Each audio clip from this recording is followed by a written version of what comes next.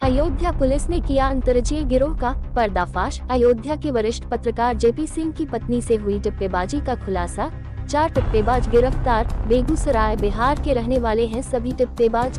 2 सोने की अंगूठी, 1 जोड़ा सोने की कान की बाली, 1 मंगलसूत्र और 3200 रुपए नकद बरामद। रौनाही पुलिस ने बरसेंडी तिराहे से किया गिरफ्तार। 4 दिन पूर्व थाना रौनाही के सारंगापुर गांव में वरिष्ठ पत्रकार की पत्नी से आभूषण को साफ करवाने के नाम पर की गई थी टिप्पणीबाजी। पानी गर्म करने महिला गई घर के अंदर, टिप्पणीबाज जेवर लेकर हुए थे फरार।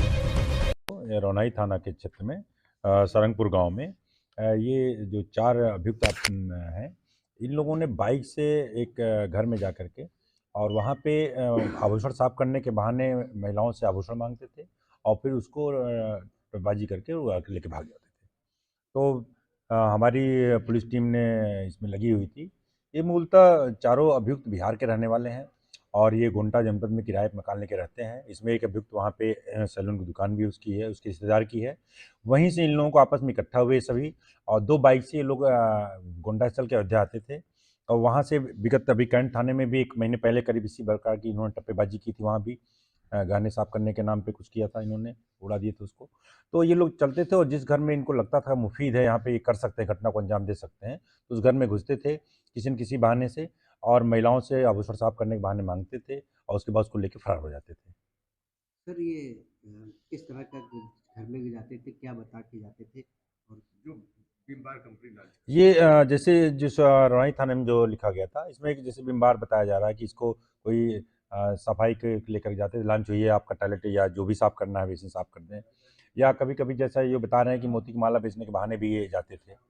तो इस तरह से ये भिन्न-भिन्न बहाने के किसी न किसी बहाने से घर में घुसते थे और महिलाओं को प्रभाव में लेकर के उनसे गहने को साफ करने को लेके के आभूषण मांगते थे। जब महिला आभूषण दे देती थी उसको लेके फिर ये अपने फरार हो जाते थे। ये बिहार के थे तो उनका कनेक्शन कहीं बाहर से कोई जुड़ा है कहीं और के अपराध? अब अभी तो जांच की जा रही है और भी हो सकता है बिहार में हम लोग संपर्क करने की कोशिश कर रहे हैं कि वहाँ पे जो भी इस तरह के इनके द्वारा अपराध कारित किए गए हैं उसके बारे में जानकारी हम लोगों को प्राप्त हो सके। पुराना इतिहास भी कुछ अभी तो प्राप्त नहीं हुआ है। वैसे हम लोग बिहार पुलिस संपर्क में है कि इनके पुराने इतिहास या जहाँ-जहाँ ये रहे हैं वहाँ से प्राप्त किया जाए कि कहाँ इन्होंने वहाँ भी कोई इस प्रकार की टप्पेबाजी की है कि नहीं की है। सीओ साहब आप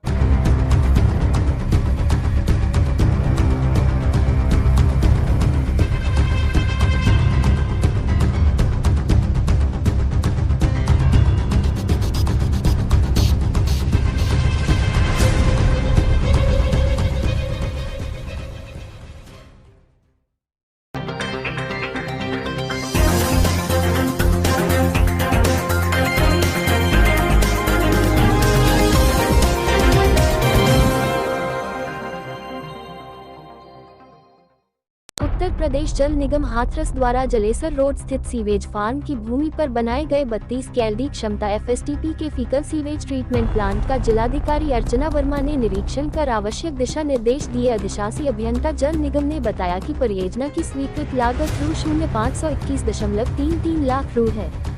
कार्य आरंभ की तिथि 2 नवंबर 2020 एवं कार्य समाप्ति की तिथि 18 नवंबर 2021 थी, जिसे बढ़ाते हुए अप्रैल 2022 किया गया था।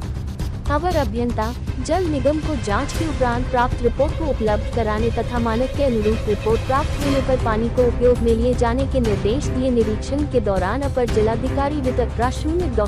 बसंत अग्रवाल, उप जिलाधिकारी सदर राजकुमार सिंह तथा अन्य संबंधित अधिकारी कर्मचारी उपस्थित।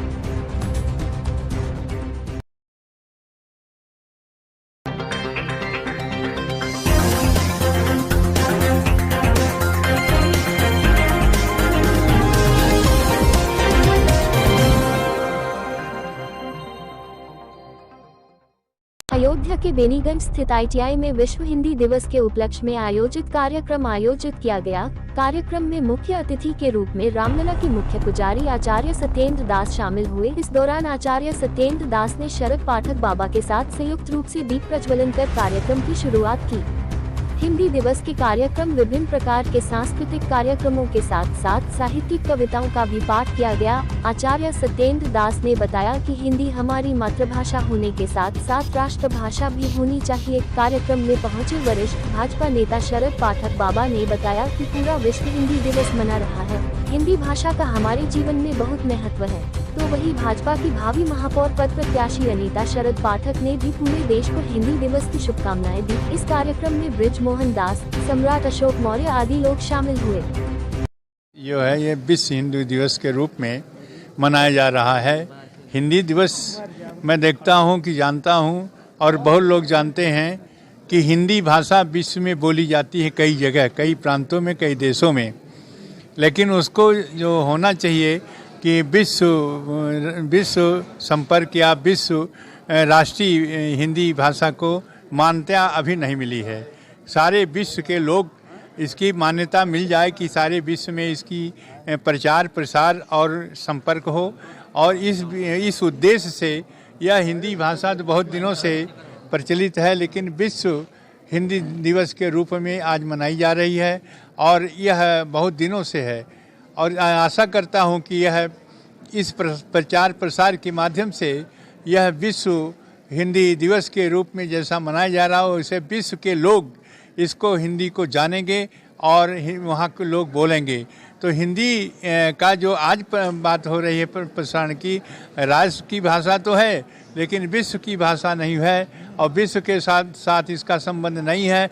विश्व के साथ इसका होना ज़रूरी है। यही मांग लेकर के कि इसके माध्यम से जो हमारी सरकार प्रयास करेगी तो निश्चित है यह हमारी भाषा विश्व संपर्क के संबंध भाषा हो सकती है। और इसका ज़रूरी है क्योंकि बहुत से देश ऐसे हैं जहाँ के लोग हिंदी बोलते हैं, हिंदी जानते हैं, हिंदी सीखते हैं, लेकिन इसका जो मान्यता होना चाहिए वो नहीं है। वही मान्यता के लिए कि यह विश्व हिंदी भाषा के रूप में जानी जाए, इसीलिए यह कार्यक्रम हो रहा है।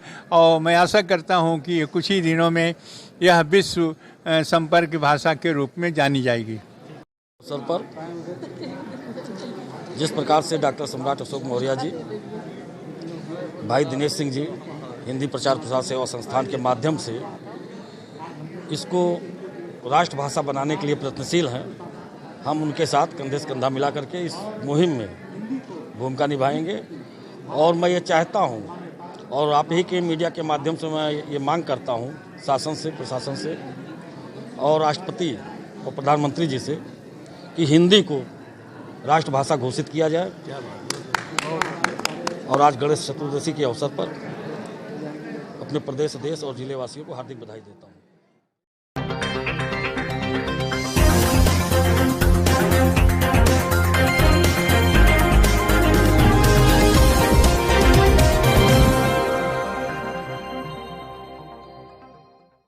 अयोध्या के बेनीगंज ITI के प्रांगण में विश्व हिंदी दिवस पर संगोष्ठी, कवि सम्मेलन, सांस्कृतिक कार्यक्रम का हुआ आयोजन। हिंदी प्रचार प्रसार सेवा संस्थान द्वारा आयोजित हुआ कार्यक्रम श्री राम जन्मभूमि के पुजारी आचार्य सत्येंद्र दास, महंत ब्रिज मोहन दास, मेयर पद प्रत्याशी शरद पाठक बाबा, साध्वी ज्योति सिंह, संस्था के राष्ट्रीय महामंत्री डॉक्टर सम्राट अशोक मौर्य ने आए हुए सभी अतिथियों व पत्रकारों, छायाकारों को माला पहनाकर व शाल ओढ़ाकर सम्मानित किया।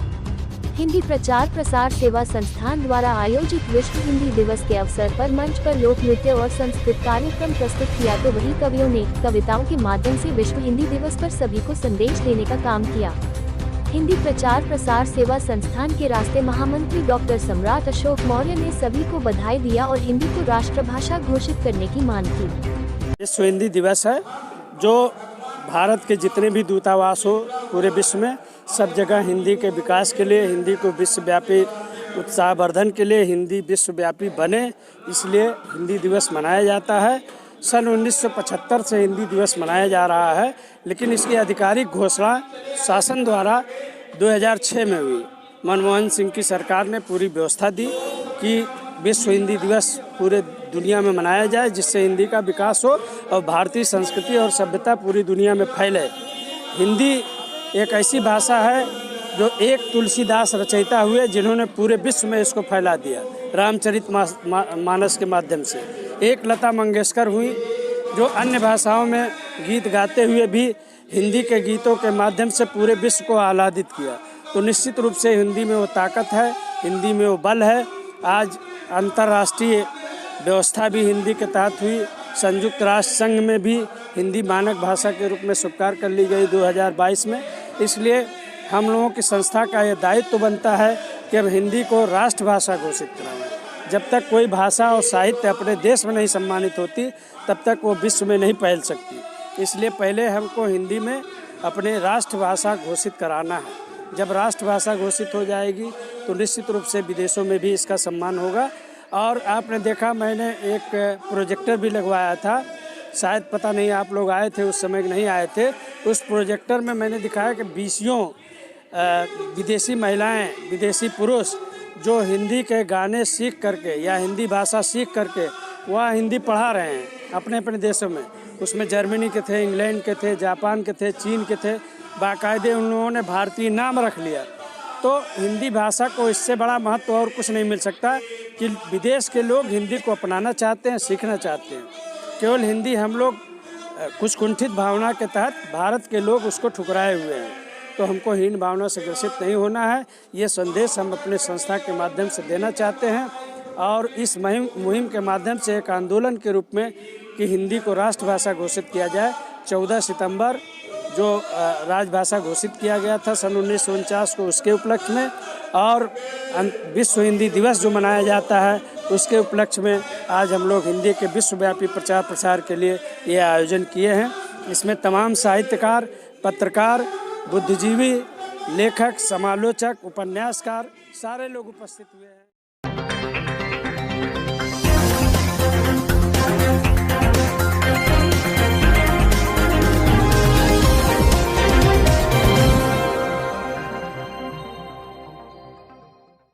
काशी मठ संस्थान वाराणसी के उत्तराधिकारी स्वामी संयमेंद्र तीरथ महाराज ने रामलला के दर्शन किए। उन्होंने प्रभु श्री राम के बाल स्वरूप के लिए 48 ग्राम सोने की माला और 167.4 किलोग्राम चांदी समर्पित की है। ये चांदी रामलला के गर्भगृह और सिंह द्वार पर लगाई जाएगी। वहीं श्री राम जन्मभूमि तीर्थ क्षेत्र ट्रस्ट के महासचिव चंपत राय ने राम मंदिर निर्माण कार्य को देखा।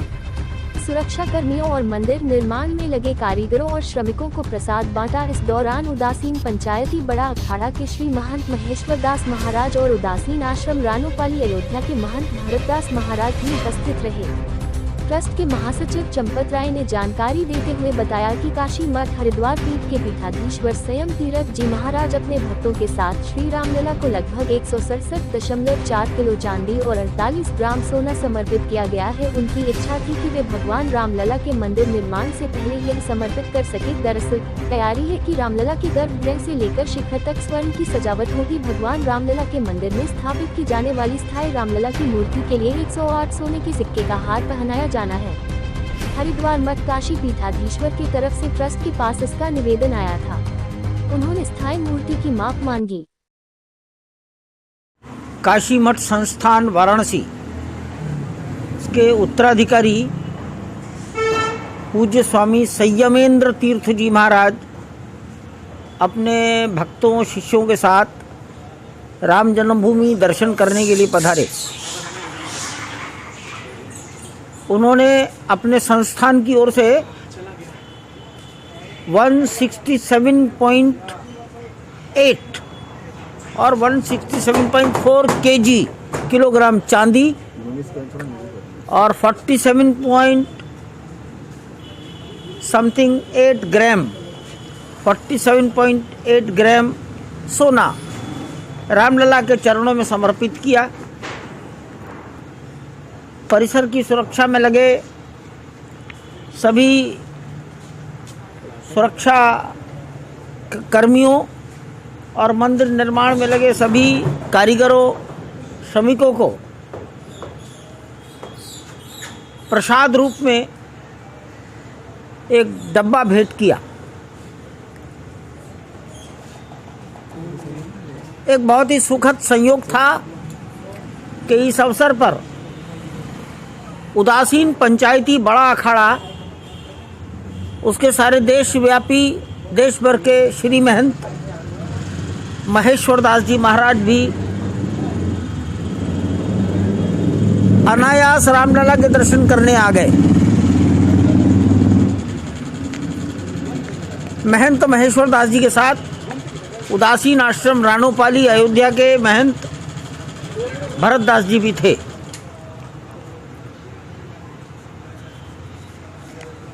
काशी मठ संस्थान वाराणसी, बद्रीनाथ से रामेश्वरम तक 100 से भी अधिक स्थानों पर इनके मठ अथवा मंदिर स्थित है। मुख्य रूप से अन्नदान, विद्यादान और गौ सेवा, इस प्रकार की सेवाएं वो अपने मठों के माध्यम से चलाते हैं। संयमेंद्र तीर्थ स्वामी जी महाराज